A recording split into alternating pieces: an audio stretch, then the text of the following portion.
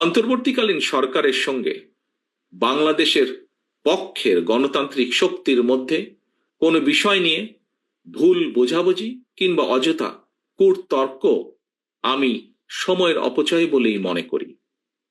তবে একই সাথে সরকারের দৃষ্টি আকর্ষণ করে বলতে চাই, জনগণ যদি বৃহত্তর স্বার্থে বিভিন্ন ক্ষেত্রে সরকারের ব্যর্থতা ধৈর্য ধরে মানতে পারে, মেনে নিতে পারে, তাহলে যারা সরকারে রয়েছেন তাদের ধৈর্য এবং সহনশীলতা আরো অনেক বেশি থাকা জরুরি বলে আমরা মনে করি। বিএনপি মনে করে জনগণকে নিয়ে রাজনীতি নয়, বরং জনগণের জন্যই রাজনীতি।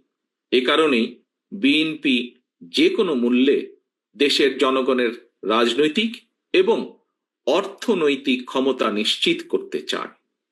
নির্বাচন হচ্ছে, এর আগেও আমি বলেছি, আজও আপনাদের সামনে আবারও তুলে ধরতে চাই, নির্বাচনই হচ্ছে জনগণের রাজনৈতিক ক্ষমতায়ন নিশ্চিত করার অন্যতম প্রধান কার্যকরী হাতিয়ার।